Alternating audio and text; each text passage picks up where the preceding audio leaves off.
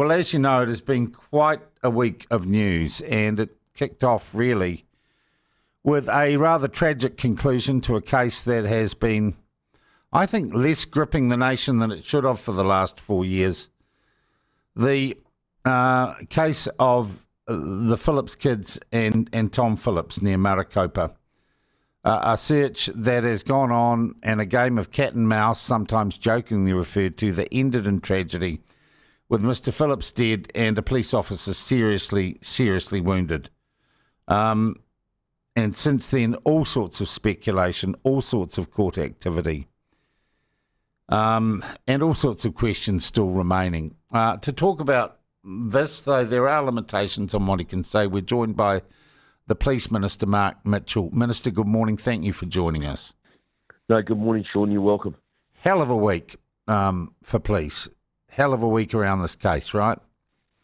Yeah, it's been a huge, big, challenging week, without a doubt, especially for police in the Waikato and those involved in the Phillips case, and many of them have been involved in this case for up to 4 years.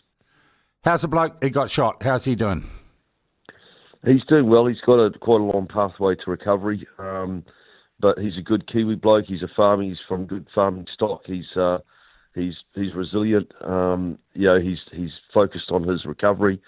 Both myself and the Commissioner visited him the other day, and just to number one, just to acknowledge him and the outstanding work that he did and the bravery that he showed. And number two, just to reassure him that his family, of course, has been looked after and cared for, because he does have a young family. Will he be able to return to active service? I think he will be. Yeah, ultimately that's going to be a decision for him and his family. But yes, physically, I think that he will make a full recovery. He's strong. Like I said to you, he's determined. Even in the state that he was engaging with us. There's a little bit of that black police humour, which is always a good sign. That his spirits are up, and yes, I think that he will make a full recovery and be able to return to duty. All right. Obviously, there is a coroner's inquest into the death of Tom Phillips and other things to flow under the bridge there. But in general, it would be fair to say that in the media, you and the police commissioner seem to have gone to some lengths to paint or to characterise the late Tom Phillips as and I think the word you use is a monster. Yeah, he's a child abuser, without a doubt. Why do you feel it necessary to do that now that he's dead? Because that's exactly, because people were trying to paint him out as being some sort of weird hero type figure, and he's not. Okay, where have you seen that? Because and why would you be worried if people chose to do that? Well, you'd have to be blind not to see it, and and certainly some of the questions and the avenues that the media were going down was that this guy was some type of modern day Robin Hood and hero. He's not. He's a child abuser. Put his kids in an awful situation, put them at risk, and deprived them from education, deprived them from any sort of medical support. I mean, took them with him and involved them in dangerous, violent offending, used them as human shields, put his daughter in harm's way while he was trying to kill a police officer. You tell me how this guy is a modern-day hero.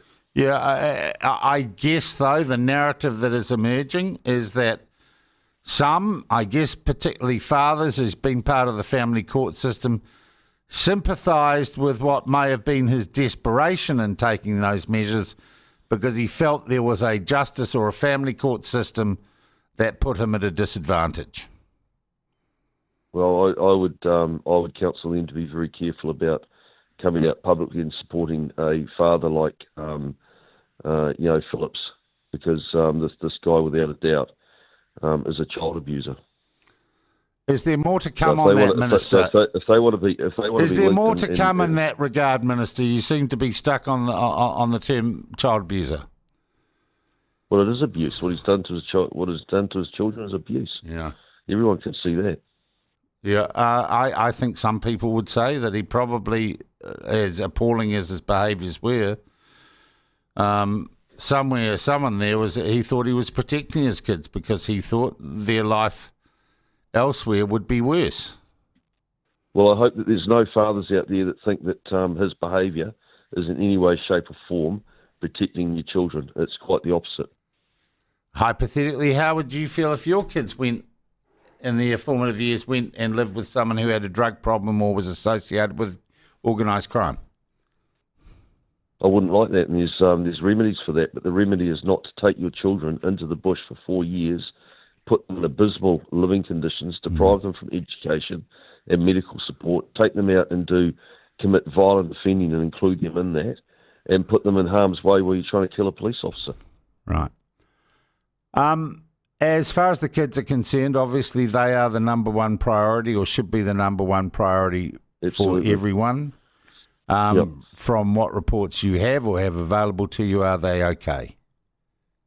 Yeah, they are. Obviously they're in the best of care now, full wraparound support, and you're absolutely right. I think everyone's focus is on those children and making sure that now they're given the best possible opportunity and put in the best position for recovery and some sort of normal life going forward. Yeah.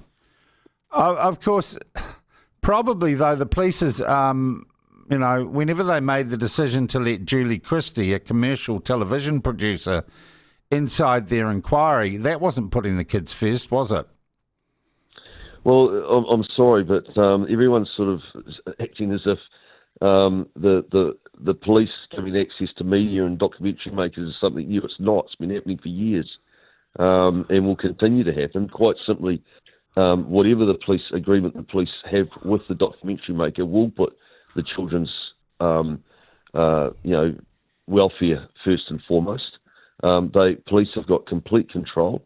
And do you think Julie Christie, who's a commercial television operator, puts her profits first, or the welfare of the kids first?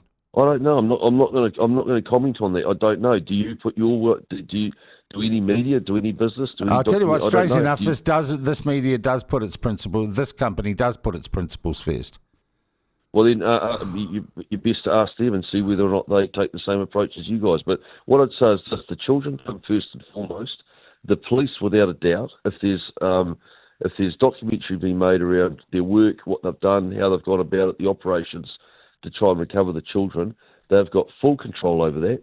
It's nothing to do with me. They have control of that, but they've been very, very clear that they have got full control over the content and any of the information that is used and shared. And that I know for a fact that all that they've been doing for the last 4 years, the police, is trying to recover those kids, and everything that they've done has had the care and safety of those children at the forefront of their actions. Yeah. Monster or not, whatever your opinion, it was a tragic end, and we're just bloody lucky that that police officer didn't lose his life. All the kids have been recovered safe. But I think many would still ask, why has it taken 4 years?